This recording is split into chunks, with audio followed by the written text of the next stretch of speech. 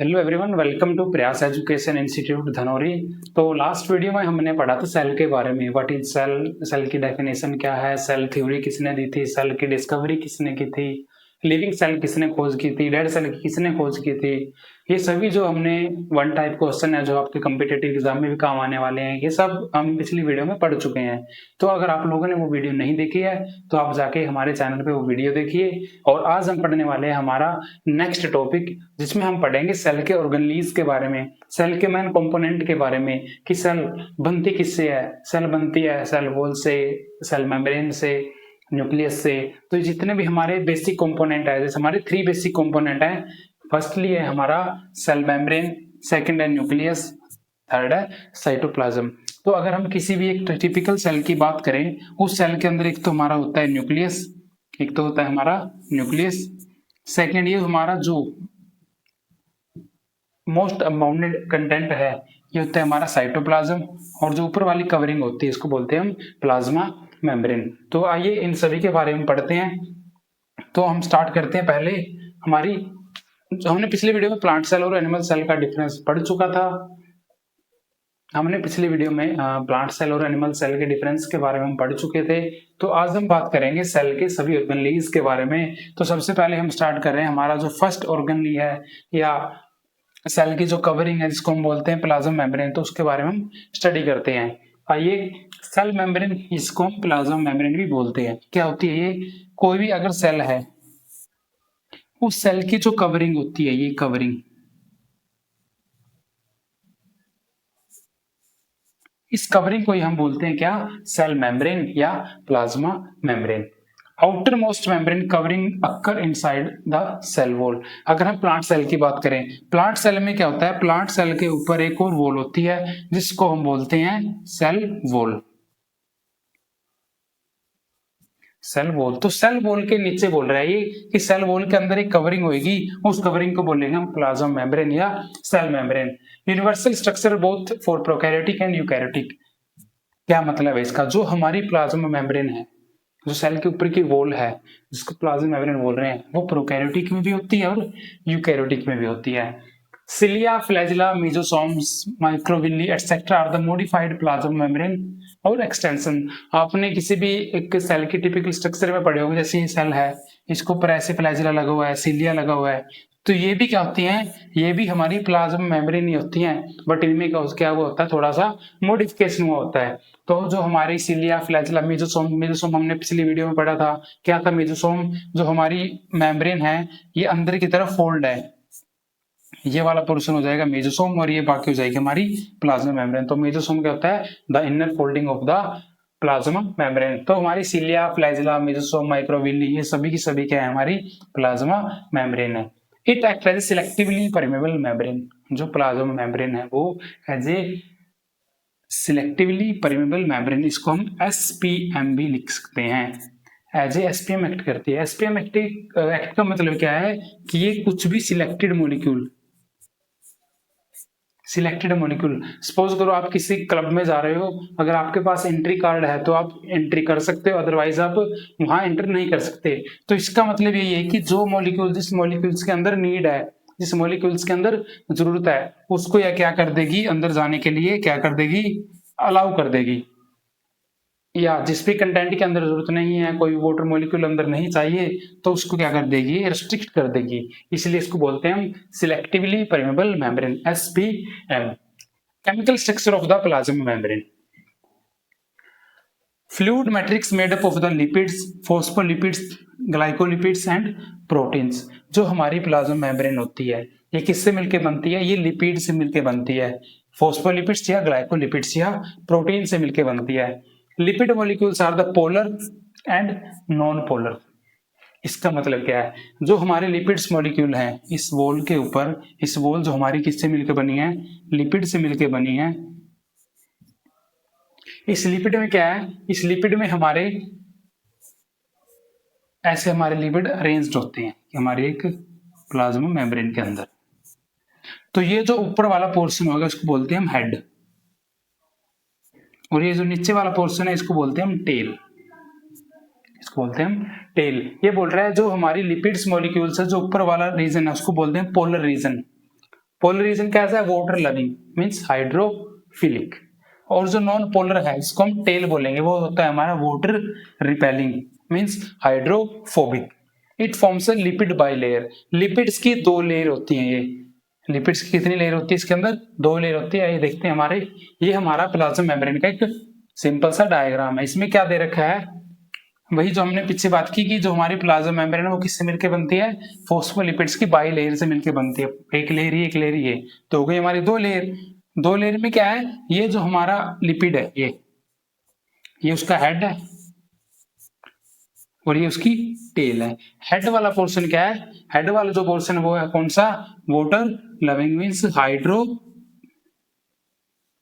Hydrophilic, और ये जो टेल वाला पोर्शन है ये है हमारा फोबिक, हाइड्रोफोबिक।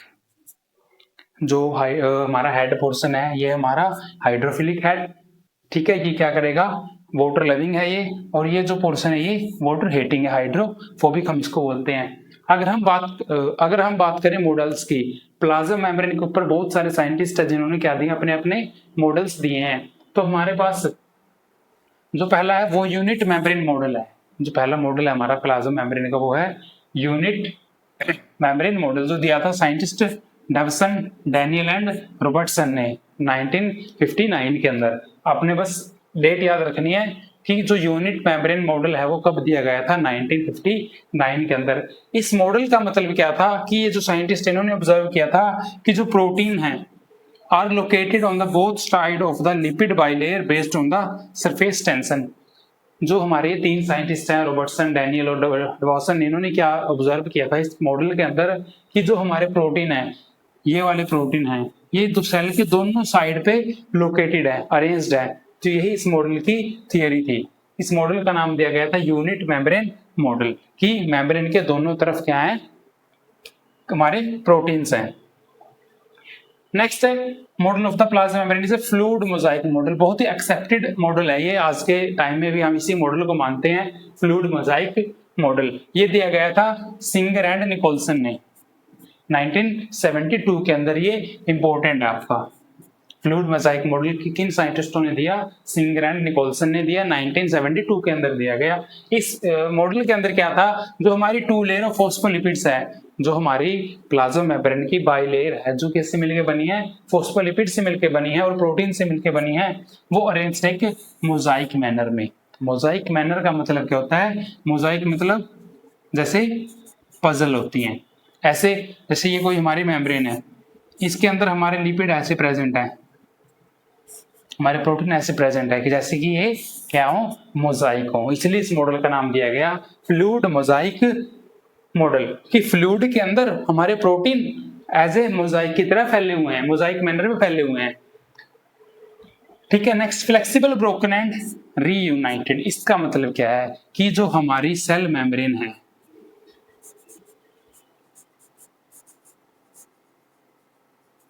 कि जो हमारी सेल मेम्ब्रेन है वो क्या है, फ्लेक्सिबल है, ब्रोकन एंड रीयूनाइटेड। फ्लेक्सिबल का मतलब क्या है कि वो लचीली है, फ्लेक्सिबल का मतलब क्या है, वो लचीली है।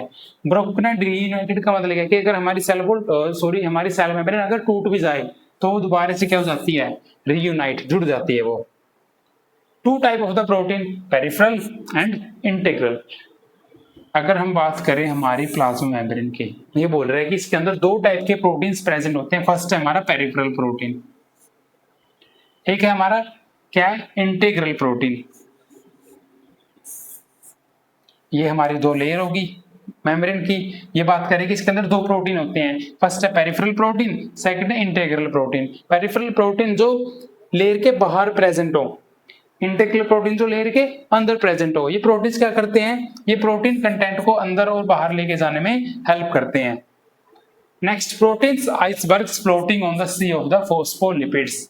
बहुत ही अच्छी लाइन है। इसका मतलब क्या है कि जैसे आइसबर्ग फ्लोट करते हैं सी के ऊपर, समुद्र के ऊपर जैसे बर्फ तैरती है ना, तो वैसे ही हमारे क्या कर रहे हैं, फोस्फोलिपिड्स के ऊपर जो हमारे प्रोटीन है वो ऐसे फ्लोट कर रहे हैं। तो ये थी इस मॉडल की क्या, कुछ खास बातें जो आपको याद रखनी है। मॉडल का नाम है फ्लूइड मोजाइक मॉडल।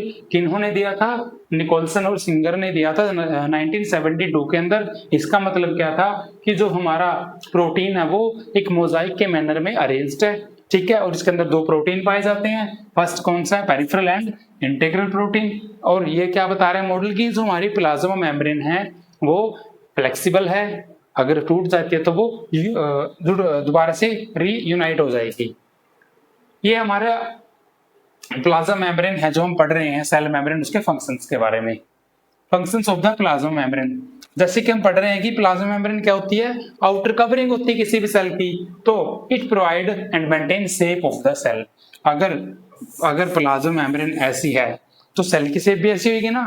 तो क्या है ये क्या देता है? इस सेल को शेप देता है। It provide mechanical support and protection of the internal structure of the cell. Mechanical support, अगर कोई इंजरी आ जाती है बाहर से तो वो क्या है, वो सेल मेम्ब्रेन पे ही होके रह जाती है। अंदर से क्या करती है? इसको मैकेनिकली प्रोटेक्ट करती है, और इसकी जो स्ट्रक्चर है सेल की उसको भी ये क्या देती है? प्रोटेक्शन प्रोवाइड करवाती है। It allow only selective material to be transported across, वही SPM वाली बात।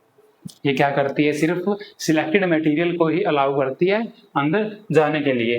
It act as a limiting boundary between a cell cytoplasm and surroundings. इसका क्या मतलब है? ये कोई सेल है और ये हमारा न्यूक्लियस है, और ये कोई भी बाहर का एक ऑर्गन है हमारी बॉडी के अंदर। तो ये क्या कर रही है? सेल मेम्ब्रेन क्या कर रही है? जो इसका साइटोप्लाज्म है और ये जो हमारा बाहर का एक्सटर्नल एनवायरनमेंट है, इनको सेपरेट कौन करती है? हमारी प्लाज्मा मेम्ब्रेन। तो ये पॉइंट है, ये act as a limiting boundary, boundary का काम करती है। किस किस के बीच में? सेल के साइटोप्लाज्म के बीच में और उसके सराउंडिंग के बीच में। आइए देखते हैं, ये हमारे क्या है? हमारे ये लिपिड्स है। ये लिपिड्स का हेड हो गया, लिपिड्स की टेल हो गई। जो हमने बात की थी फ्लूइड मोजाइक मॉडल्स के अंदर हमारे प्रोटीन्स थे, पहला था हमारा पेरिफेरल प्रोटीन, और नेक्स्ट कौन सा था? हमारा इंटीग्रल प्रोटीन। पेरिफेरल प्रोटीन जो बाहर पाया जाता है, इंटीग्रल प्रोटीन जो अंदर पाया जाता है। और ये कुछ हमारे कोलेस्ट्रॉल्स हैं, ये कैरियर प्रोटीन है। कैरियर प्रोटीन भी हमारे किस में आएंगे? इंटीग्रल प्रोटीन में आएंगे। इन प्रोटीन का काम क्या था? चीजों को अंदर लेके जाना, ये चीजों को क्या करना? बाहर निकालना। तो ये था हमारा फ्लूइड मोजाइक मॉडल्स। यही आपने याद करना है, इसी स्ट्रक्चर से आपको पढ़ना है, यही स्ट्रक्चर आपने याद रखनी है। तो ये थी हमारी plasma membrane. Next, transport of the substances. Plasma membrane क्या करा रही है? मेनली वो चीजों का आदान प्रदान करवा रही है, इंपोर्ट एक्सपोर्ट करवा रही है। तो किस तरीके से वो एक्सपोर्ट करा रही है, किस तरीके से वो इंपोर्ट करवा रही है, तो वही सिस्टम हमने पढ़ने हैं। टाइप ऑफ ट्रांसपोर्ट, सबसे इंपोर्टेंट जो ट्रांसपोर्ट है वो डिफ्यूजन। अगर हम बात करें डिफ्यूजन की तो 90% हमारी बॉडी में डिफ्यूजन ही होता है। 90%। अगर हम कोई ड्रग ले रहे हैं, दवाई ले रहे हैं, तो वो दवाई भी 90% किससे? डिफ्यूजन से ही हमारी बॉडी में क्या हो रही है? डिसोल्व हो रही है। ठीक है जी। तो फर्स्ट टाइप हमारा डिफ्यूजन, सेकंड है ऑस्मोसिस, थर्ड है एक्टिव, नेक्स्ट है bulk transport. Diffusion transport, osmosis transport, active transport और बल्क ट्रांसपोर्ट। अगर बात करें डिफ्यूजन की, डिफ्यूजन में आए सिंपल डिफ्यूजन और फैसिलिटेटेड डिफ्यूजन। ऑस्मोसिस में आएगा एंडोस्मोसिस और एक्सोस्मोसिस। एंडो का मतलब अंदर, एक्सो का मतलब बाहर। एंडोसाइटोसिस, एक्सोसाइटोसिस हम आगे पढ़ेंगे। एंडो का मतलब वही अंदर, एक्सो का मतलब बाहर। तो आइए स्टार्ट करते हैं हम डिफ्यूजन से। हमारा जो फर्स्ट ट्रांसपोर्टेशन सिस्टम है, डिफ्यूजन का मतलब क्या होता है जी? डिफ्यूजन का मतलब होता है कि चीजों का आदान प्रदान होना। ठीक है जी। अगर हम बात करें डिफ्यूजन की, तो इसमें क्या हो रहा है? जो हमारे सब्सटेंसेस है वो मूव कर रहे हैं from the higher concentration to the lower concentration. अगर हम बात करें, ये हमारे पास दो पैकेट है, इसमें हमारी एक पैकेट में जो हमारे कंटेंट है वो ज्यादा है, इसमें कम है। अगर मैं इसमें ऐसे पाइप लगा दूंगा तो क्या होगा? ज्यादा वाले से कम की तरफ जाएगा। तो यही तो डिफ्यूजन है। सिंपल डिफ्यूजन क्या है? The movement of the substance from the region of the higher concentration of the lower concentration without expenditure of the energy। Passive transport इसको हम बोलते हैं। यही है डिफ्यूजन का मतलब। क्या है कि किसी सब्सटेंस का क्या हो रहा है? मूवमेंट हो रही है, कहां से? From the higher concentration to the lower concentration without expenditure of the energy, बिना किसी एनर्जी के खर्च किए हुए। फैसिलिटेटेड डिफ्यूजन जो हमारी सेकंड टाइप थी इसकी, वो क्या है? Diffusion in which substances transport across A membrane along the concentration gradient with the help of a specific carrier protein. along the concentration gradient का मतलब क्या है? along the concentration gradient का मतलब ही यही है कि इसमें जो मॉलिक्यूल्स हैं वो ज्यादा हैं, इसमें मॉलिक्यूल कम है, तो मॉलिक्यूल का ट्रांसफर कहाँ होगा? ज्यादा से कम की तरफ होगा। तो यही तो है क्या? Concentration gradient. तो फैसिलिटेटेड डिफ्यूजन में भी यही हो रहा है और सिंपल डिफ्यूजन में भी हो रहा है, लेकिन फैसिलिटेटेड में क्या हो रहा है? कुछ कैरियर प्रोटीन की जरूरत पड़ रही है कि इनको कैरियर प्रोटीन क्या होते हैं? जो चीजों को लेके जाते हैं। तो अगर यहां से कोई भी सबस्टेंस इसके अंदर जाएगा तो विद द हेल्प ऑफ जाएगा किसके? कैरियर प्रोटीन के। तो कैरियर प्रोटीन ही इन्हें लेके जाएगा। तो ये हमारा फैसिलिटेटेड डिफ्यूजन। सेकेंड ट्रांसपोर्ट है हमारा ऑस्मोसिस। आपने जो डिफ्यूजन पढ़ा, डिफ्यूजन में आपने सबस्टेंस की जगह बस वाटर लगाना है, वही है ऑस्मोसिस। आइए देखते हैं। The movement of the solvent या water molecule from the solution with the higher concentration of the water molecule to a solution with a lower concentration of water molecule through a semi-permeable membrane. Semi-permeable membrane. Osmosis का मतलब क्या है कि movement of the water की movement हो रही है from the region of the higher concentration to the region of the lower concentration through semi-permeable membrane. अगर osmosis की बात करें, एंडोऑस्मोसिस और एक्सोऑस्मोसिस। एंडोऑस्मोसिस क्या है? The movement of the solvent inside the cell. Cell के अंदर सोलवेंट का आना। सोलवेंट मींस यूनिवर्सल सोलवेंट कौन है? हमारा वाटर है। तो सोलवेंट का सेल के अंदर आना वो होगा हमारा एंडोऑस्मोसिस, और सेल से बाहर जाना वो होगा हमारा एक्सोऑस्मोसिस। तो ये तो हमारा डिफ्यूजन और ऑस्मोसिस। अब देखते हैं इनमें डिफरेंस। ये है हमारा ऑस्मोसिस, ये है हमारा डिफ्यूजन। इसमें क्या हो रहा है?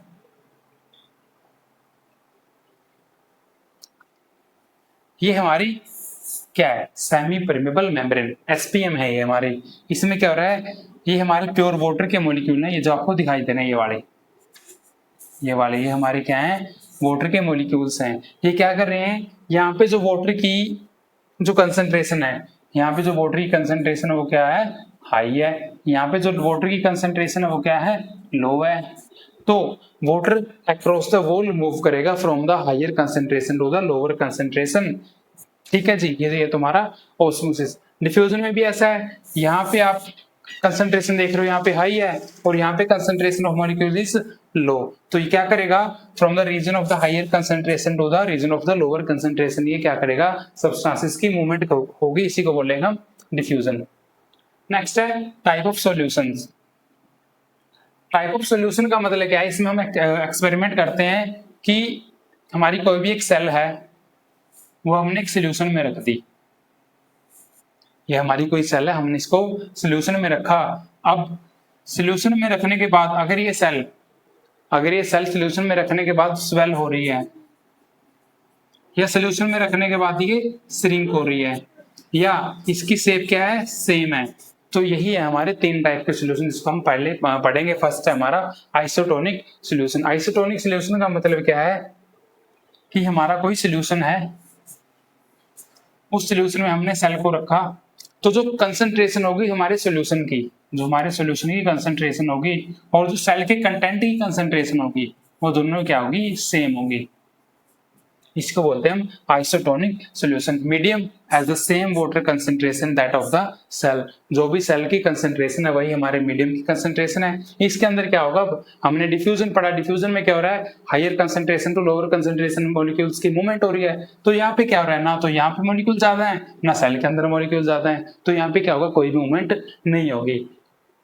क्या लिखा है? No net movement across the cell membrane, size of the cell is same. ना तो सेल से कोई मॉलिक्यूल आ रहा है, ना सेल के पास से कोई मॉलिक्यूल जा रहा है, तो इससे क्या होगा? सेल का साइज नो चेंज होगा। सेकंड सॉल्यूशन है हमारा हाइपोटोनिक सॉल्यूशन। हाइपो का मतलब होता है कम, हाइपो का मतलब होता है कम। Medium surrounding the cell has a higher water concentration, यानी जो सेल है उसमें हमारा जो कंटेंट होगा वो कम होगा। Medium surrounding the cell. अब हमारे पास एक और मीडियम है, इसमें हमने सेल रखी है। इस मीडियम की जो कंसंट्रेशन है वो क्या है? हाई है, और सेल की जो कंसंट्रेशन है वो क्या है? वो लो है। Medium surrounding the cell has a higher concentration than the cell. अब इसमें क्या होगा? Water enter the cell endosmosis cell will become a swell up. अब सेल में कंटेंट क्या क्या था, सेल में कंसंट्रेशन कम थी तो सॉल्यूशन हमारी कंसंट्रेशन क्या थी, ज्यादा थी। तो डिफ्यूजन क्या कहता है कि ज्यादा से कम की तरफ ही तो जा रहे हैं। अगर हमारा कंसंट्रेशन सेल की तरफ है तो सेल क्या होगी, हमारी सेल हमारी स्वेलअप करेगी, और इसी को बोलेंगे हम एंडो ऑस्मोसिस। एंडो का मतलब होता है अंदर की, वाटर कंटेंट क्या आ रहा है, सेल के अंदर आ रहा है। थर्ड है हमारा हाइपरटोनिक। हाइपर का मतलब क्या होता है, ज्यादा। ज्यादा किसमें, सेल के अंदर। Medium surrounding the cell has a lower. अब फिर से हम अगर मीडियम देखें, हमने कोई मीडियम रखा, ये हमारा मीडियम होता है NaCl का, 9% वेट बाय वॉल्यूम होता है ये। तो हमने मीडियम में सेल को रखा। अब सेल में हमारा जो कंसंट्रेशन ग्रेडियंट है वो क्या है, हाइपर है। हाइपर मीन्स ज्यादा है। सेल में हमारा कंसंट्रेशन क्या है, हाइपर है। और ये जो हमारा सराउंडिंग सॉल्यूशन है इसकी कंसंट्रेशन क्या है, कम है। तो अब क्या होगा, सेल से कंटेंट किसकी तरफ जाएगा, सॉल्यूशन की तरफ जाएगा, जिससे हमारी सेल क्या करेगी, श्रिंक होएगी। अब कंटेंट सेल से बाहर जा रहा है तो उस मूवमेंट को बोलेंगे हम एक्सो ऑस्मोसिस। तो ये थे हमारे 3 टाइप के solution, isotonic solution, hypotonic solution और हाइपरटोनिक सॉल्यूशन। जो हमारा आइसोटोनिक सॉल्यूशन होता है हमारा 9% वेट बाय वॉल्यूम NaCl होता है। इसको हम क्या मानते हैं, आइसोटोनिक सॉल्यूशन मानते हैं, जिसमें हमारी सेल की कोई भी नेट मूवमेंट नहीं होगी, ना सेल का ग्रोथ, ना इसमें सेल डेवलप करेगी, ना इसमें सेल श्रिंक होगी। ऑस्मोसिस इन ए प्लांट सेल। अब ये पिछले वही 3 सॉल्यूशन है जो हमने रखे थे NaCl के सॉल्यूशन। इन सॉल्यूशंस में हमने प्लांट सेल को डाला। तो फर्स्ट था हमारा आइसोटोनिक सॉल्यूशन, ये है हमारी सेल, ये हमने सॉल्यूशन में इसको रखा। अब आइसोटोनिक सॉल्यूशन का मतलब क्या है, सेल की भी कंसंट्रेशन सेम और सॉल्यूशन की भी कंसंट्रेशन सेम है। तो इसमें क्या होगा, जो हमारी सेल होगी वो उसका साइज सेम रहेगा। अब है हाइपोटोनिक सॉल्यूशन। हाइपो का मतलब कम, सेल के अंदर जो कंसंट्रेशन है वो कम है। तो क्या करेगी, वो सराउंडिंग मीडिया से अब्सॉर्ब करेगी, जिससे सेल क्या होगी, हमारी स्वेलअप होगी, हमारी सेल क्या होगी, स्वेलअप होगी। थर्ड कंडीशन हमारे पास हाइपरटोनिक सॉल्यूशन। हाइपर का मतलब क्या है, सेल में कंसंट्रेशन क्या है, ज्यादा है, और सॉल्यूशन में कंसंट्रेशन क्या है, कम है। तो डिफ्यूजन क्या कहता है, ज्यादा से कम की तरफ ही जाएगा। तो सेल से कंसंट्रेशन किसकी तरफ जाएगी, सॉल्यूशन की तरफ जाएगी, और जिससे हमारी सेल क्या हो जाएगी, श्रिंक हो जाएगी। और इसी श्रिंक सेल को बोलते हैं प्लाज्मोलाइज्ड। प्लाज्मोलाइज्ड का मतलब क्या होता है कि सेल से कंसंट्रेशन का सॉल्यूशन की तरफ जाना और सेल का क्या हो जाना, प्लाज्मोलाइज्ड हो जाना। इस ये था हमारा कौन सा, हाइपरटोनिक सॉल्यूशन।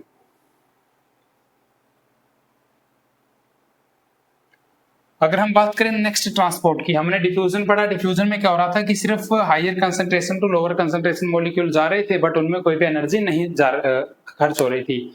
और उसके बाद पढ़ा हमने फैसिलिटेड डिफ्यूजन। फैसिलिटेड में भी क्या हो रहा था, मॉलिक्यूल तो जा रहे थे from higher concentration to lower concentration, but किसके साथ जा रहे थे, वो जा रहे थे एक प्रोटीन की हेल्प से। किसकी हेल्प से जा रहे थे, वो जा रहे थे एक प्रोटीन की हेल्प से। उन प्रोटीन्स को हमने बोला था फैसिलिटेड प्रोटीन। उन प्रोटीन्स को हमने बोला था फैसिलिटेड प्रोटीन। नेक्स्ट हमारे पास जो ट्रांसपोर्ट होगा वो होगा एक्टिव ट्रांसपोर्ट। एक्टिव ट्रांसपोर्ट मतलब सीधा सा मतलब है कि एनर्जी का खर्च होगा। ATP get utilize in this type of the transport, कि ट्रांसपोर्ट तो हो रहा है बट इसमें क्या हो रहा है, एनर्जी यूटिलाइज हो रही है। Uphill movement of the material. अब जो हमने डिफ्यूजन पढ़ा वो क्या था, अलोंग द कंसंट्रेशन ग्रेडियंट था। कंसंट्रेशन ग्रेडियंट का मतलब क्या है, हाई टू लो। लेकिन एक्टिव में क्या है, एक्टिव में इसका उल्टा होता है। हम लो कंसंट्रेशन से हाई कंसंट्रेशन तक जाते हैं, ऊपर की तरफ जाते हैं, इसलिए तो यह अपहिल मूवमेंट है। अगर हम लो से हाई की तरफ जा रहे हैं तो उसमें तो हमारी एनर्जी खर्च होगी ना, तो इससे आप याद रखना कि एक्टिव मींस एनर्जी। नेक्स्ट है बल्क। बल्क का मतलब क्या होता है, huge amount. Bulk means huge. इसमें क्या है, large and complex molecule transported across the plasma membrane. बहुत सारे मॉलिक्यूल प्लाज्मा मेम्ब्रेन के उस पार हम लेके जाते हैं बल्क ट्रांसपोर्ट के अंदर। ये होता है हमारा एंडोसाइटोसिस। एंडोसाइटोसिस में क्या होता है, इसमें हमारा एक तो पिनोसाइटोसिस होगा, एक फैगोसाइटोसिस होगा। इसमें क्या होता है कि कोई भी अगर सेल है उसने क्या करना है, कंटेंट को अब्सॉर्ब करना है। अब्सॉर्ब वो 2 फॉर्म में करेगी। एक तो जो हमारा कंटेंट को बनाएगी वेसिकल्स, छोटे छोटे वेसिकल्स बनाएगी। उन वेसिकल्स अगर वो लिक्विड फॉर्म में है तो उनको सेल क्या करेगी, ड्रिंक करेगी। अगर वो लिक्विड फॉर्म में नहीं है तो सेल उनको ईट करेगी। अगर सेल उनको ईट करती है तो इस टर्म को बोलते हैं फैगोसाइटोसिस। अगर सेल उनको ड्रिंक कर रही है तो इस टर्म को बोलते हैं हम क्या, पिनोसाइटोसिस। नेक्स्ट है हमारा एक्सोसाइटोसिस, और वही था हमारा एंडोसाइटोसिस। एंडोसाइटोसिस का मतलब क्या है, हमारा कंटेंट सेल के अंदर आ रहा है, दो फॉर्म से होके आ रहा है, पिनोसाइटोसिस और फैगोसाइटोसिस। एंडो का मतलब क्या होता है, सॉरी एक्सो का मतलब होता है कि हमारा जो वेस्ट मटेरियल है वो सेल से बाहर जा रहा है, इसको हम सेल वोमिटिंग भी बोलते हैं। आइए डायग्राम से हम इसको समझते हैं। ये हमारे एक प्लाज्मा मेम्ब्रेन की स्ट्रक्चर है, ये वाली। इससे क्या रहा है, जो हमारा वेस्ट मटेरियल है इस ट्रांसपोर्ट के थ्रू ये बाहर जा रहा है। इस टर्म को हमने बोल दिया था एक्सोसाइटोसिस या सेल वोमिटिंग। ये है एंडोसाइटोसिस। एंडोसाइटोसिस में हमने दो टर्म पढ़ी, पहली थी पिनोसाइटोसिस और सेकंड क्या थी, फैगोसाइटोसिस। फैगो का मतलब क्या है कि सॉलिड मॉलिक्यूल्स होंगे, उनको सेल एनगल्फ कर लेगी। पिनो का मतलब क्या है, वेसिकल्स होंगे, किसकी फॉर्म में, लिक्विड की फॉर्म में। ये था हमारा ट्रांसपोर्ट सिस्टम। नेक्स्ट हमारे पास जो है permeability of the substance. Permeability का मतलब क्या है, हम सेल मेम्ब्रेन पढ़ रहे हैं, प्लाज्मा मेम्ब्रेन पढ़ रहे हैं। प्लाज्मा मेम्ब्रेन का मेनली फंक्शन ही क्या था कि ये कोई सेल है, इसके अंदर चीजें आ रही हैं या इससे चीजें जा रही हैं, तो इसी को बोलते हैं permeability. Ability of the substance pass through the membrane, कि कोई भी सब्सटेंस मेम्ब्रेन के उस पार है या इस पार है, इसी को बोलते हैं हम परमेबिलिटी। अब कुछ हमारे पास सब्सटेंसेस जो इम्प्रेमेबल होते हैं। इम्प्रेमेबल का मतलब क्या है कि प्लाज्मा मेम्ब्रेन उन सब्सटेंसेस को अंदर आने की अनुमति नहीं देती। Membrane not allowed solute and solvent to pass through it, तो वो हमारे जो पार्टिकल हो जाएंगे वो इम्प्रेमेबल हो जाएंगे। परमेबल का मतलब क्या है कि वो मॉलिक्यूल जिनको क्या कर रही है, सेल अंदर आने के लिए अलाउ कर रही है। ठीक है, plasma membrane allow both solute and solvent, चाहे वो सोल्यूट है या सोलवेंट है। एग्जांपल हमारा प्राइमरी सेल वॉल या फिल्टर पेपर हो सकता है इसका। Semi permeable membrane, membrane allow only of the solvent molecule, जो सिर्फ सोलवेंट मॉलिक्यूल को ही अलाउ करे but not to the solute particle, उसको बोलते हैं हम सेमी परमेबल मेम्ब्रेन। लास्ट है सिलेक्टिव, इसको हम एसपीएम भी बोलते हैं। नेक्स्ट है सिलेक्टिव, इसको हम एसपीएम भी बोलते हैं। इसका मतलब क्या है, वही हमने जो एग्जांपल दिया था आपको कि अगर आप किसी क्लब में जा रहे हो और आपके पास अगर एंट्री कार्ड है तो तभी आप वहां पे अलाउ हो। तो semi permeable selective permeable membrane का भी ऐसे ही कुछ है कि मेम्ब्रेन सिर्फ उन चीजों को अलाउ करती है जो क्या है, जो मॉलिक्यूल सिलेक्टिव है अलोंग द सोलवेंट पार्टिकल के साथ। जिन चीजों के अंदर नीड है उन्हीं चीजों को ये अंदर जाने देती है, इसलिए इसको हम बोलते हैं क्या, सिलेक्टिव परमेबल मेम्ब्रेन। हमारे पास हमने जो अभी तक पढ़ा उसमें से क्वेश्चन राइज हो रहा है, वो हमारा व्हाट इज ऑस्मोसिस। ऑस्मोसिस क्या होता है बताइए। ऑस्मोसिस होता है हमारा जो अपने डिफ्यूजन पढ़ा था कि मूवमेंट हो रही है सब्सटेंसेस की from higher concentration to lower concentration. इसमें ऑस्मोसिस में क्या लिखना है आपने, सिर्फ इसमें ऐड कर देना है आपने सॉल्यूशन या वाटर, कि movement of the water along the concentration gradient या via diffusion is called osmosis. Next हमारे पास जो डेफिनेशन है वो है सेल वॉल की। हम क्या कर रहे हैं, हमारे पास सेल के जितने भी ऑर्गेनलीज हैं, सेल ऑर्गेनलीज क्या होते हैं, जो सेल के अंदर ऑर्गन प्रेजेंट है, हमने पढ़ा पहले सेल मेम्ब्रेन या प्लाज्मा मेम्ब्रेन। नेक्स्ट पढ़ रहे हैं हम सेल वॉल, इसके बाद हम पढ़ेंगे साइटोप्लाज्म, न्यूक्लियस, एंडोप्लाज्म, रेटिकुलम, जितने भी ऑर्गन लिए हम एक एक करके सभी को पढ़ेंगे। सेल वॉल, सेल वॉल क्या होती है, सेल वॉल प्लांट सेल के अंदर पाई जाती है। सेल वॉल प्लांट सेल के अंदर पाई जाती है। सेल वॉल क्या होती है, outermost covering of the plant cell. हमने प्लाज्मा मेम्ब्रेन पढ़ी, हम क्या मान रहे हैं कि प्लाज्मा मेम्ब्रेन ही हमारी सेल की आउटर कवरिंग है, लेकिन एनिमल्स के अंदर। प्लांट में क्या होता है, इसके ऊपर एक और हार्ड कवरिंग होती है, उस हार्ड कवरिंग को हम बोलते हैं क्या, सेल वॉल। सेल वॉल क्या है, outermost covering of the plant cell. ये नेचर में कैसी होती है, नॉन लिविंग होती है। प्लाज्मा मेम्ब्रेन लिपिड्स प्रोटीन से मिलकर बनी होती है, वो लिविंग होती है, ये नॉन लिविंग होती है। जो हमारी सेल वॉल है वो प्लांट्स में होती है और बनी होती है किससे, सेलुलोज से। अगर वो प्रेजेंट है बैक्टीरिया के अंदर तो बनी होगी पेप्टिडोग्लाइकॉन से। अगर वो फंगी के अंदर प्रेजेंट है तो फंगी के अंदर जो सेल वॉल वो बनी होती है काइटिन से। Cell wall is absent in the animal cell. Cell wall is differentiated into the primary, secondary and tertiary walls. इसका मतलब क्या है, ये सेल है, ये हमारी सेल वॉल है। अगर अगर थोड़ा सा और हम इसके डीप जाएं तो ये क्या होगी, एक और वॉल हमें मिलेगी, इसको बोलेंगे सेकेंडरी वॉल। देन अगर हम और थोड़ा डीप जाएं तो हमें एक और सेल वॉल मिलेगी, उसको बोलेगा हम टर्सरी वॉल। तो हमारी जो प्राइमरी सेल वॉल है वो डिवाइड होती है सेकेंडरी और टर्सरी के अंदर। Functions of the cell wall, अभी पढ़ा है हमने कि सेल वॉल क्या होती है, हमारी प्लांट सेल की ऊपर की कवरिंग होती है। तो सबसे जो पहला फंक्शन है क्या देगी, सेल की शेप को बनाएगी। जैसे ही सेल वॉल होती है, सेल वॉल अगर ऐसी शेप की है तो अंदर जो सेल होगी तो वो भी तो ऐसी शेप की होगी ना। तो ये क्या करती है, it provide the shape of the cell. सबसे important function, protect the mechanical injury. Cell wall क्या करती है, हार्ड होती है, नॉन लिविंग होती है, तो सेल को क्या होने से बचाती है, इंजर्ड होने से बचाती है। It help in the preventing water loss from the cell. अब सेल ये है, इसके ऊपर बना दी हमने सेल वॉल। ये कैसी है नेचर में, non living. Non living matter का मतलब क्या है कि इसके अंदर जो भी वाटर मॉलिक्यूल्स है उसको ये बाहर जाने नहीं दे रही।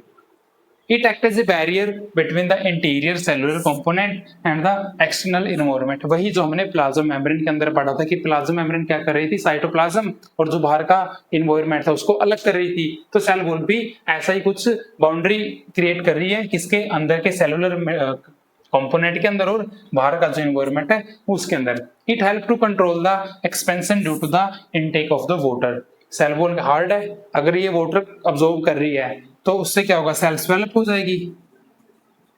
लेकिन ये क्या करता है, कुछ हद तक उसमें उसको कंट्रोल करके रखता है, कौन, सेल वॉल। इंपॉर्टेंट नोट है, space between the cell wall and cell membrane in a bacterial cell is called periplasmic space. Periplasmic space क्या होता है कि वो स्पेस जो किसके अंदर पाया जाता है, सेल वॉल और सेल मेम्ब्रेन के बीच में पाया जाता है, उसको बोलते हैं हम पेरिप्लाज्मिक स्पेस। और ये जो पेरिप्लाज्मिक स्पेस है ये मेनली कहाँ पे, बैक्टीरियल सेल के अंदर ही पाया जाता है। नेक्स्ट है न्यूक्लियस। हमने सेल मेम्ब्रेन, प्लाज्मा मेम्ब्रेन पढ़ा, सेल वॉल पढ़ा। नेक्स्ट टॉपिक है हमारा nucleus. Nucleus is discovered by Robert brown. पहली क्लास में हमने पढ़ा था डिस्कवरी ऑफ द सेल में, उसमें एंटन मोनलिवोंक आए थे जिन्होंने लिविंग सेल की डिस्कवरी की थी। रॉबर्ट ब्राउन जी का भी जिक्र आया था। इन्होंने क्या किया था, 1831 में न्यूक्लियस की क्या की थी, डिस्कवरी की थी। Discovered by the Robert brown double membrane bound structure. Nucleus क्या है, एक डबल मेम्ब्रेन बाउंड स्ट्रक्चर।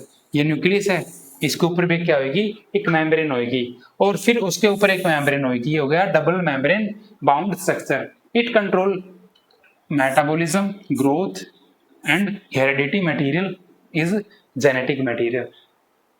ये इंपॉर्टेंट फंक्शन है न्यूक्लियस का।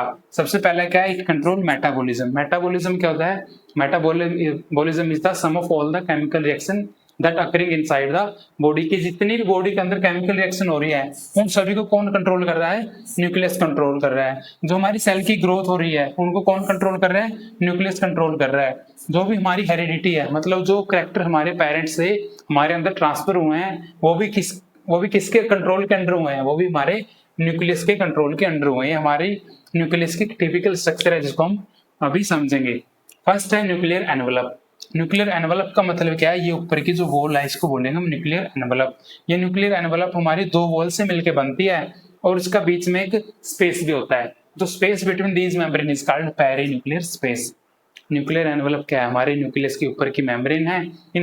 ये मेम्ब्रेन हमारी दो मेम्ब्रेन से मिलकर बनती है, ये वाली और एक ये वाली। इसको बोलते हैं आउटर मेम्ब्रेन और नीचे वाली हमारी इनर मेम्ब्रेन, और इन दोनों के बीच के स्पेस को बोलते हैं पेरी न्यूक्लियर स्पेस।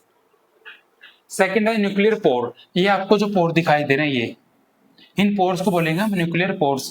ये पोर्स क्या करते हैं, this pore are help in the transport of the material from nucleus to the cytoplasm. ठीक है, क्या कर रहे हैं, ये साइटोप्लाज्म से जो भी मटेरियल न्यूक्लियस के अंदर जा रहा है वो इन पोर्स के थ्रू ही अंदर बाहर जा रहा है। नेक्स्ट है न्यूक्लियर मैट्रिक्स या न्यूक्लियोप्लाज्म। न्यूक्लियर मैट्रिक्स या न्यूक्लियोप्लाज्म, ये पोर्शन जो आप देख रहे हो, most abounded portion in the nucleus is called nucleoplasm. इसके अंदर क्या होता है, कोलोडियल फ्लूइड होता है जिसके अंदर न्यूक्लियोटाइड्स, क्रोमोसोम, डीएनए, प्रोटीन ये सभी प्रेजेंट होते हैं। तो ये सभी किसके अंदर प्रेजेंट होते हैं, हमारे न्यूक्लियर मैट्रिक्स के अंदर। नेक्स्ट है chromatin and nucleus are amended in the nucleoplasm. जो भी हमने पढ़ा कि न्यूक्लियोप्लाज्म क्या है, हमारे न्यूक्लियस का सबसे अबाउंडेड मटेरियल है। तो इसी के अंदर क्या होंगे, हमारे क्रोमोसोम्स भी होंगे, डीएनए भी होगा और प्रोटीन भी होगा। थर्ड है nucleolus. These are the spherical non-membrane structure and the site of active RNA synthesis.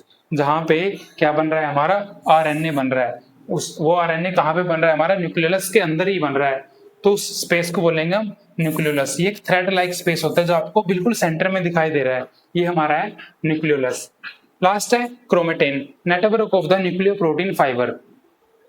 Chromatin ये आप थ्रेड लाइक स्ट्रक्चर देख रहे हो यहाँ पे, ये हमारा क्रोमेटिन है, ये वाला क्रोमेटिन। ये क्या होता है हमारा न्यूक्लियो प्रोटीन्स के फाइबर से मिलकर ये बनता है। It made of a DNA and histone proteins. जो क्रोमेटिन है इसके अंदर क्या होता है हमारे डीएनए और हमारा हिस्टोन प्रोटीन प्रेजेंट होता है। फंक्शंस क्या है, फंक्शन हमने स्टार्टिंग में पढ़े थे, क्या कर रहा है ये मेटाबॉलिक एक्टिविटी को कंट्रोल कर रहा है, हमारे सेल साइकिल को रेगुलेट कर रहा है। सेल साइकिल का मतलब क्या है कि how to cell divide from phases, phase 1, phase 2, phase 4, ये सभी हम पढ़ेंगे आगे। Help in the transmission of the heredity. Heredity material में क्या कर रहे हैं हमारे पेरेंट्स से जो कैरेक्टर हमारे अंदर आ रहे हैं वो भी कौन कर रहा है, न्यूक्लियस ही कंट्रोल कर रहा है। नेक्स्ट है chromosomes.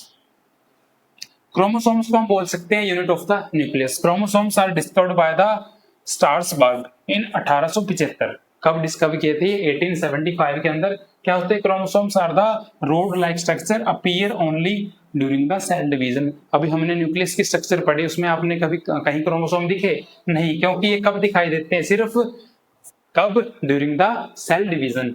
Chromosomes contain heredity information. मैंने बोला था कि क्रोमोसोम्स को हम क्या बोल सकते हैं, यूनिट ऑफ डीएनए बोल सकते हैं। तो ये क्या करते हैं, हेरिडिटी इंफॉर्मेशन को कंटेन करते हैं जो ट्रांसमिट होती है from one generation to the another generation via DNA. Each chromosome has a two chromatids and centromere। आगे आगे हम पढ़ेंगे क्रोमोसोम की स्ट्रक्चर, उसमें क्या होते हैं, 2 क्रोमेटिड्स होते हैं और एक सेंट्रोमर होती है। ऐसे क्रोमोसोम्स किससे मिलके बनता है, क्रोमोसोम मिलके बनता है हमारा डीएनए प्लस प्रोटीन से। ये कॉम्पोजिशन आप याद रखिए, जो हमारा क्रोमोसोम है वो किससे मिलके बनता है, प्रोटीन प्लस डीएनए से। अगर क्रोमोसोम ऐसे प्रेजेंट है, 2n में प्रेजेंट है, तो उनको बोलेंगे हम डिप्लॉइड सेल। इसका एग्जांपल जाइगोट है। जाइगोट क्या है, जाइगोट जो फर्टिलाइजेशन के बाद एग स्पर्म का जब फर्टिलाइजेशन होता है, जो हमारा एग होता है और स्पर्म होता है, ये क्या होते हैं, ये होते हैं हमारे हैप्लॉइड सेल। जब हैप्लॉइड सेल दोनों फर्टिलाइजेशन होने के बाद जो हमारा जाइगोट बनता है, ये जाइगोट होता है हमारा क्या, 2n डिप्लॉइड सेल। तो क्रोमोसोम्स में भी हैप्लॉइड और डिप्लॉइड। हैप्लॉइड कब, जब वो 2n हो, और हैप्लॉइड कब, जब वो n हो। Type of the chromosome based on the centromere and location. अभी हमने पीछे पढ़ा था कि जो हमारा क्रोमोसोम्स है वो, उसमें क्या होती हैं, सेंट्रोमर होती है। तो पहला जो टाइप है इसको वो है मेटासेंट्रिक। मेटासेंट्रिक का मतलब क्या है, जो सेंट्रोमियर है वो क्या होगी, मिडिल पे होगी। ऐसे हमने स्ट्रक्चर बनाई है, ये जो सेंट्रोमियर है ये मिडिल पे है बिल्कुल, तो इसको बोलेंगे मेटासेंट्रिक। एक्रोसेंट्रिक का मतलब क्या है, जो हमारी सेंट्रोमियर है वो सब टर्मिनल, थोड़ा सा ऊपर सरक जाएगी वो, जिससे क्या बनेगी, एक शॉर्ट लेग बनेगी, एक लॉन्ग लेग बनेगी। इनको हम आर्म भी बोल सकते हैं, शॉर्ट आर्म और लॉन्ग आर्म। सब metacentric. Centromere located slightly away from the middle, middle से थोड़ा सा ऊपर। और लास्ट है टेलोसेंट्रिक, एट द टर्मिनल, बिल्कुल लास्ट में। डायग्राम की हेल्प से हम इनको समझते हैं। Type of the chromosome based on the centromere. पहला था हमारा मेटासेंट्रिक। मेटासेंट्रिक का मतलब क्या है, जो हमारी सेंट्रोमियर है ये वाली, हम इसको बोले हम सेंट्रोमियर, बिल्कुल अगर सेंटर में है तो इसको बोलते हैं हम मेटासेंट्रिक। और सब मेटासेंट्रिक का मतलब क्या है कि सेंटर से थोड़ा ऊपर, जिससे क्या बनेगी, एक लॉन्ग आर्म बनेगी, एक शॉर्ट आर्म बनेगी। थर्ड था हमारा एक्रोसेंट्रिक। एक्रोसेंट्रिक क्या है, बिल्कुल ही शॉर्ट आर्म रह जाएगी, जो हमारी जो सेंट्रोमियर है वो क्या, थोड़ी सी ऊपर चली जाएगी। और लास्ट हमने पढ़ा था टेलोसेंट्रिक। टेलोसेंट्रिक मतलब बिल्कुल ही टर्मिनल पे, बिल्कुल लास्ट पॉइंट पे वो हमारे सेंट्रोमियर प्रेजेंट होंगे। Chromosomes are made up of, अभी हम पढ़ के आए हैं, बताइए क्रोमोसोम किससे मिलके बनते हैं। Chromosome are made up of DNA and protein. तो इसका आंसर हो जाएगा क्या, सी। नेक्स्ट हमारा टॉपिक है साइटोप्लाज्म। हम सेल ऑर्गेनेल्स पढ़ रहे हैं जो सेल के अंदर प्रेजेंट होते हैं। तो थर्ड है हमारा क्या, साइटोप्लाज्म। साइटोप्लाज्म हमारे सेल कंटेंट का सबसे ज्यादा पाए जाने वाला एक क्या है, कंटेंट है। जो कोई भी सेल है, उस सेल के अंदर जो सबसे मोस्ट अमाउंटेड कंटेंट अगर हमें दिख रहा है तो वो वही है हमारा साइटोप्लाज्म।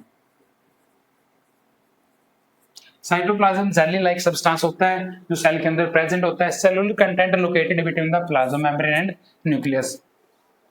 ये क्या है, साइटोप्लाज्म की डेफिनेशन है कि साइटोप्लाज्म क्या है, जो प्लाज्मा मेम्ब्रेन और न्यूक्लियस के बीच में जो कंटेंट प्रेजेंट है उसको बोलते हैं हम साइटोप्लाज्म। साइटोप्लाज्म के अंदर क्या होता है, एनाबोलिज्म होता है और कैटाबोलिज्म होता है। Anabolism catabolism are the type of metabolism. Anabolism means क्या हो रहा है, फॉर्मेशन ऑफ सब्सटेंसेस, कोई सब्सटेंस बन रहा है, कोई भी दो सब्सटेंस से मिलकर एक बड़ा सब्सटेंस बन रहा है, वो एनाबोलिज्म। कैटाबोलिज्म क्या है, कोई बड़ा सब्सटेंस ब्रेक हो रहा है इनटू टू और मैनी फॉर्म, उसको बोलते हैं हम catabolism. Component of the cytoplasm. Cytoplasm के कंपोनेंट का मतलब क्या है कि सेल के अंदर क्या क्या प्रेजेंट होता है। फर्स्ट ऑफ ऑल हम साइटोप्लाज्म को साइटोसोल भी बोल सकते हैं। साइटोसोल क्या है, वही फ्लूइड है जो किसके बीच में, प्लाज्मा मेम्ब्रेन और न्यूक्लियस के बीच में प्रेजेंट है। इसमें क्या होंगे हमारे fluid that contain carbohydrates, lipid, protein, glucose, amino acid etcetera. Organelles way organ जो सेल के अंदर प्रेजेंट है और साइटोप्लाज्म में तो है ही है क्योंकि साइटोप्लाज्म में मोस्ट अबाउंडेंट मटेरियल है। तो ऑर्गेनलीज में क्या आएंगे हमारे ER, endoplasmic reticulum, mitochondria, Golgi apparatus, Golgi bodies या राइबोसोम्स। तो ये था हमारा साइटोप्लाज्म। लिविंग सब cellular structure embedded in the cytoplasm. Double membranous, अब हमारी सेल है, सेल के अंदर हमारा सबसे ज्यादा पाया जाने वाला कंटेंट सेल साइटोप्लाज्म है। तो ये बोल रहा है जो हमारा प्लास्टिड और माइटोकॉन्ड्रिया है ये हमारे डबल मेम्ब्रेनस ऑर्गन है। क्वेश्चन आता है कि ऐसे ऑर्गन्स का नाम बताएं सेल के अंदर जिनके ऊपर क्या होती है, डबल लेयर होती है, तो उसका आंसर होएगा प्लास्टिड और माइटोकॉन्ड्रिया। एक क्वेश्चन ये बनता है कि ऐसे ऑर्गन्स का नाम बताओ जिनके ऊपर क्या होती है, सिंगल लेयर होती है, उनका आंसर आएगा एंडोप्लाज्मिक रेटिकुलम जिसको हम ईआर भी लिखते हैं, गोल्गी बॉडीज आएगा, लाइसोसोम्स आएगा और पेरोक्सियोसोम्स आएगा। अब नॉन मेम्ब्रेनस ऐसे ऑर्गन्स का नाम बताओ, ऐसे सेल ऑर्गेनेल्स का नाम बताओ जिनके ऊपर मेम्ब्रेन होती ही नहीं है, तो उसमें आएंगे हमारे राइबोसोम्स। राइबोसोम्स क्या होते हैं, जो सेल के अंदर किसकी फॉर्मेशन करते हैं, प्रोटीन की फॉर्मेशन करते हैं। Can you name the two organelle we study that contain their own genetic material. हमने पढ़ा है कि ऐसे ऑर्गेनली का नाम बताए जिनके पास खुद का जेनेटिक मटेरियल होता है, तो उसका आंसर है mitochondria. Where are the protein synthesis inside the cell, कहां पे प्रोटीन बनता है सेल में, अभी हमने पढ़ा था क्या, राइबोसोम्स जो प्रोटीन बनाते हैं एंडोप्लाज्मिक रेटिकुलम्स की साइट है। और यही अब हम पढ़ने वाले हैं, एंडोप्लाज्मिक रेटिकुलम। इसको मेनली हम ऐसे लिखा हुआ दिखेगा आपको, ये ईआर ऐसे लिखा दिखेगा आपको, तो इसका मतलब ये क्या है, endoplasmic reticulum. It is the network of membrane bound tubular structure. Cell के अंदर, ये हमारी सेल है, इस सेल के अंदर ऐसी ट्यूब्स होती हैं और ये ट्यूब आपस में कनेक्टेड होती हैं, तो इन्हीं स्ट्रक्चर को बोलते हैं endoplasmic reticulum. It appear long tubules round of the oblong vesicles, लंबी लंबी ट्यूब्स हैं जिनमें क्या हुआ है, एक वेसिकल से ये जुड़े हुए हैं। Present all cell except mammalian RBC and prokaryotic cell. जो हमारे एंडोप्लाज्मिक रेटिकुलम है, आरबीसी को छोड़ के और प्रोकैरियोटिक को छोड़ के सभी सेल्स के अंदर प्रेजेंट होते हैं। आपने एक्सेप्शन है, ये बात याद रखनी है, एक तो हमारी सेल है आरबीसी और एक है प्रोकैरियोटिक सेल। क्वेश्चन बनता है कि एंडोप्लाज्मिक रेटिकुलम कहाँ पे नहीं पाया जाता, तो पाया कहाँ नहीं जाता, आरबीसी सेल और प्रोकैरियोटिक सेल के अंदर। किससे मिलकर बनते हैं, सिस्टर्ने वेसिकल एंड ट्यूबुल से। मेनली जो हमारा ईआर है वो ट्यूब से होती है, किससे मिलकर बनते हैं, सिस्टर्ने वेसिकल्स और ट्यूब्यूल से। डायग्राम की हेल्प से हम इसको देखेंगे आगे। अब है टाइप ऑफ एंडोप्लाज्मिक रेटिकुलम, इसके दो टाइप हैं, एक को लिखेंगे हम RER, ये हमारा RER और ये हमारा क्या SR, रफ एंडोप्लाज्मिक रेटिकुलम और स्मूथ एंडोप्लाज्मिक रेटिकुलम। रफ में क्या है, प्रेजेंस ऑफ राइबोसोम्स। जो रफ एंडोप्लाज्मिक रेटिकुलम है उसमें जो सरफेस होएगा वो रफली सरफेस होएगा, उस रफली सरफेस पे प्रेजेंट होंगे हमारे राइबोसोम्स और इसी राइबोसोम्स में क्या बनेंगे, हमारे प्रोटीन बनेंगे। तो प्रोटीन कहाँ पे बनते हैं, एंडोप्लाज्मिक रेटिकुलम के रफ सरफेस के ऊपर बनते हैं। सेकंड है हमारा स्मूथ एंडोप्लाज्मिक रेटिकुलम। इसमें क्या होता है, ये ट्यूब और वेसिकल से मिलकर बनता है, ये स्पेस क्या होता है, हमारा स्मूथ होता है, तो ये क्या बनाएगा, हमारी सेल के अंदर फैट और लिपिड की फॉर्मेशन करेगा, सिंथेसिस करेगा। Functions of the endoplasmic reticulum, mechanical support, transport of material, exchange of material, provide surface area, lipid and protein. इसका जो मेन फंक्शन हमें याद रखना है, ये इसका मेन फंक्शन है, ये वाला क्या कर रहा है, ये लिपिड्स और प्रोटीन की सिंथेसिस कर रहा है हमारी सेल के अंदर। एक और है डिटॉक्सिफिकेशन कर रहा है और फॉर्मेशन ऑफ न्यूक्लियर मेम्ब्रेन। जो न्यूक्लियर के ऊपर मेम्ब्रेन बनती है, इसको हम न्यूक्लियर प्लाज्म या न्यूक्लियर एनवेलप बोल रहे हैं, तो उसको बनाने में भी कौन हेल्प कर रहा है, हमारी एंडोप्लाज्मिक रेटिकुलम। इंपॉर्टेंट नोट है, सार्कोप्लाज्म रेटिकुलम इन मसल्स, जो हमारी मसल सेल होती हैं, इन मसल सेल में हमारे जो रेटिकुलम प्रेजेंट होता है उसको बोलते हैं सार्कोप्लाज्मिक रेटिकुलम। ये क्या करवाता है, हमारी जो मसल सेल है इनको कॉन्ट्रैक्शन करवाने में हेल्प करता है। ये हमारा एंडोप्लाज्मिक रेटिकुलम का एक टिपिकल डायग्राम है। क्या बोला था हमने कि एक किससे मिलके बना है, ट्यूब से मिलके बना है। तो ये सारी क्या है, ट्यूब्स हैं, ये सारी ट्यूब्स हैं। ये आप जो डॉट देख रहे हो, ये क्या है, ये रफ एंडोप्लाज्मिक का रफ सरफेस है। ये जो रफ सरफेस पे प्रेजेंट होते हैं हमारे राइबोसोम, रफ सरफेस पे प्रेजेंट होते हैं हमारे राइबोसोम। राइबोसोम क्या बनाएंगे, हमारे सेल के अंदर प्रोटीन बनाते हैं। तो ये इतना वाला जो पोर्शन है, ये वाला, ये पोर्शन बोलेंगे हम इसको रफ एंडोप्लाज्मिक रेटिकुलम। ये जो विदाउट डॉट आप सरफेस देख रहे हो, बिना किसी डॉटेड के, ये होता है हमारा स्मूथ एंडोप्लाज्मिक रेटिकुलम। ये क्या बनाता है, ये हमारे सेल के अंदर लिपिड और फैट की फॉर्मेशन करता है। और पूरा का पूरा जो हमारा क्या एंडोप्लाज्मिक रेटिकुलम है, ये हमारी न्यूक्लियस की मेम्ब्रेन को फॉर्मेशन करने में भी हेल्प करता है। तो नेक्स्ट क्लास में हम हमारे जो बचे हुए ऑर्गेनली हैं, हमारे लाइसोसोम है, प्लास्टिड है, माइटोकॉन्ड्रिया है, तो उनके बारे में पढ़ेंगे। Thank you for watching.